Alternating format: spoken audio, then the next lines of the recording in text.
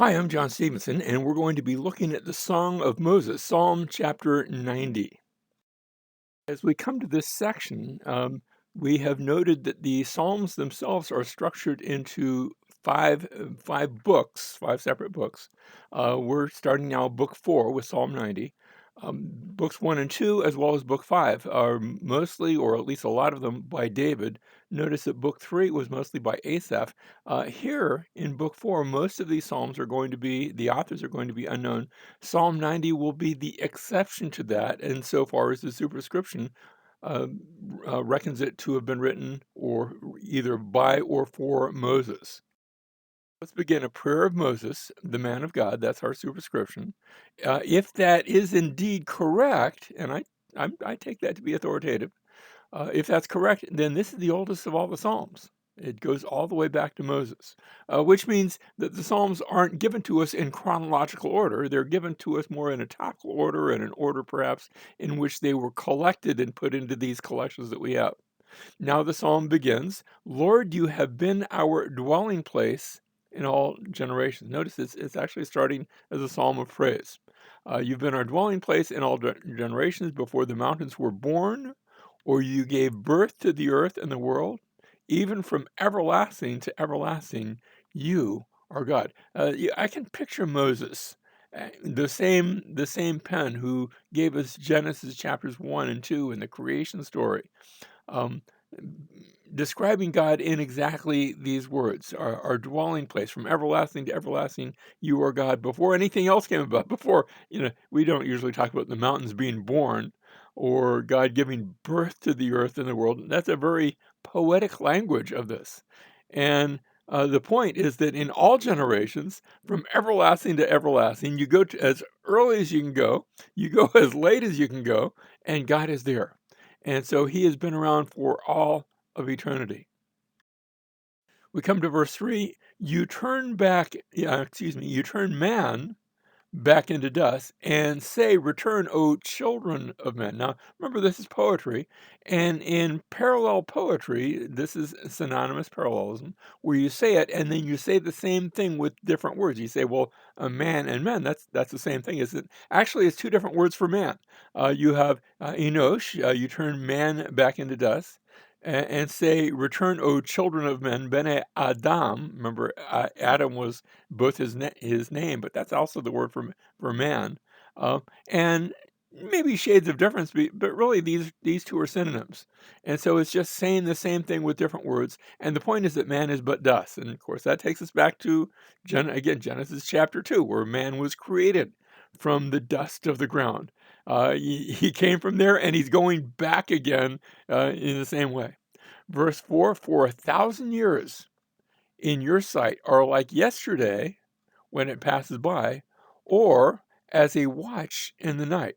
Yesterday, you know, now if you're if you're very young, little children, you say yesterday, that can be like an eternity. But for those of us who are older, yesterday was, well, it was just yesterday. It just happened. And the point here is that the life of man, um, on the one hand, 1,000 years in your sight, God says, he's just like yesterday. 1,000 years to me, I haven't been around for 1,000 years. I haven't even been around for 100 years. I'm an old guy, but I'm not that old. And so the point is that God has a different perspective. Our sense of time versus God's sense of time are very different, one to the other. God has been around for eternity. When he says, I'm going to do something soon, that might, I want soon to be like in the next 5 minutes.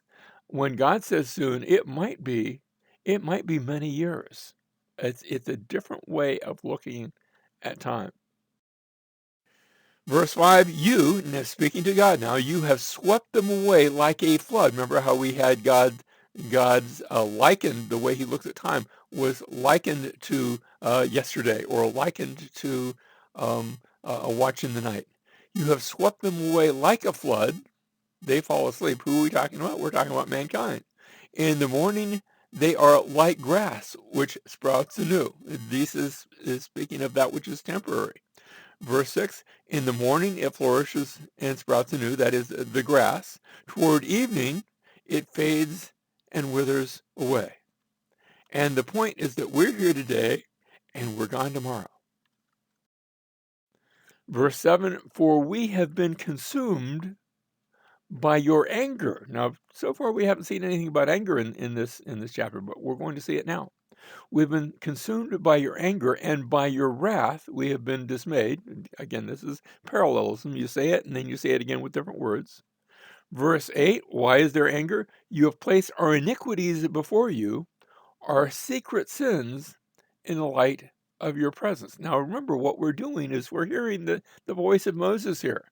And we heard the voice of Moses as it reckons to creation, and the creation of heaven and earth, and the creation of mankind.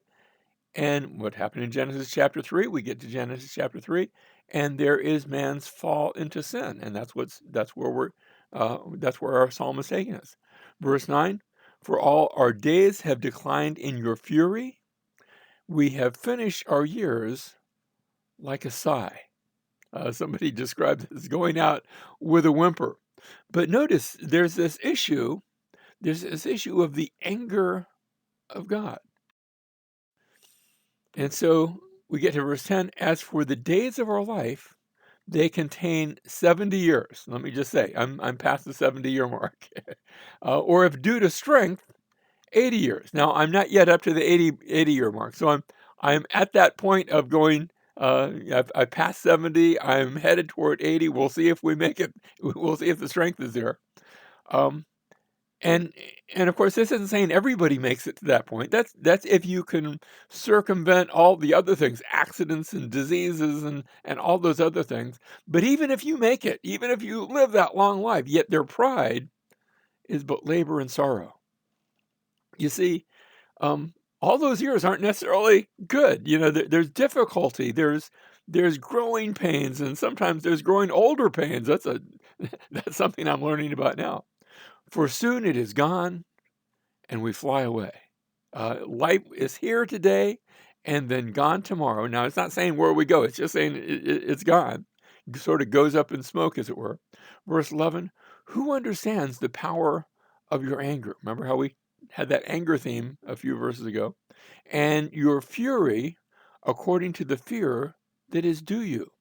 And now the point of the passage, verse 12, your anger, your fury, the fear. So teach us to number our days that we may present to you a heart of wisdom. That's why we're on this journey. This is the so what of this psalm. And so it's telling us that our time is limited, that therefore, because it's limited, it is of value.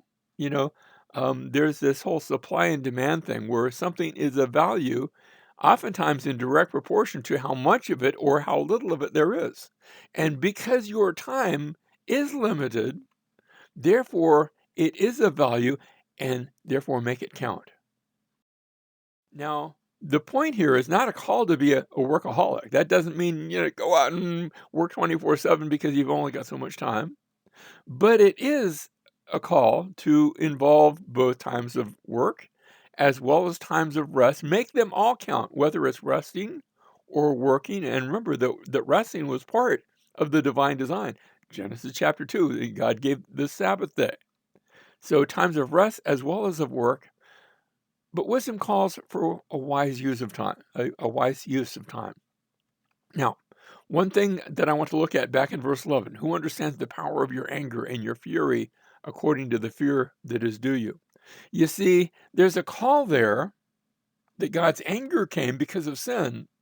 And that's really the message of the cross, where we are able to number our days.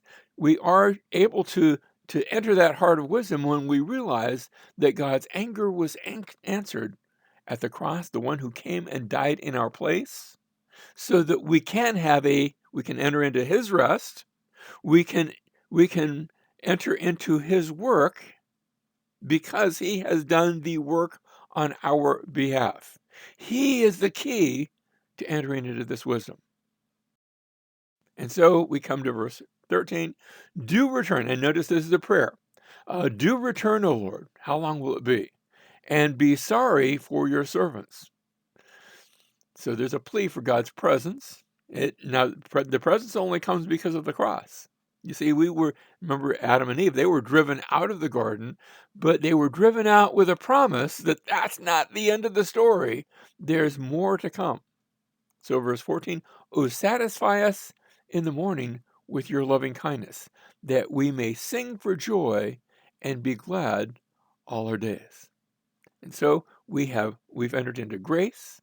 We have entered into a place of where there's satisfaction, uh, into a place of joy and gladness. In fact, notice how that's repeated in verse 15. Make us glad according to the days you have afflicted us. Both there's both affliction, but there's a possibility of gladness. And notice the days you have afflicted us and the years we have seen evil. Yet now that's not necessarily moral evil. The evil there, the ra is the Hebrew word, can refer to the calamity, just the bad things that happen. And remember, before you get out of Genesis chapter 3, there are some bad things that are promised, both to women and to men, and there can be hope in there. There can be redemption, but still, make us glad in those days where there's the affliction, the days where we've seen those bad times that come. So yes, there's that ra'ah that's used there. Let your work appear to your servants, and your majesty to their children. This is still part of the prayer. Verse 17, we come to a close. Let the favor of the Lord our God be upon us, and confirm for us the work of our hands. Now, the term favor there, I have to pause and look at that. That noam is the Hebrew word there. The King James renders it, let the beauty of our Lord. That's okay, that works. The New Jerusalem Bible has the sweetness, and then the NIV follows the New American Standard here in the favor. If that word Noam sounds a little bit familiar, it's the name from which we get the name Naomi. Remember, we oftentimes refer to her name as meaning pleasant, or beautiful, or sweet, or favored. Any of those work. Um, but let the favor of the Lord. I like that. Let the pleasantness, but they all work together. Be upon us. And confirm for us the work of our hands. Yes, and notice how that's repeated. Yes, confirm the work of our hands. What we have then, just in summary, we started off in verses 1 and 2, where the Lord has been our dwelling place. And we went from there to verses 3 through 6, and God's infiniteness versus our transient lives. We're just here today and gone tomorrow. And then we had that reference to God's wrath and our sin, verses 7 and 9. The pivotal point being the brevity of his life. This life is so very short. Another reference to God's wrath and the response to God's wrath. Uh, I take that as our repentance, but that brought in for us, for we Christians, the idea of the cross. Then we had the prayer part, a prayer for God's merciful return, and finally, verse 17, let the favor of the Lord be upon us. Notice how we began with praise, we went to lament over this life, but we end with a prayer for God to come and make it all right. Let the favor of the Lord be upon us. Twice repeated.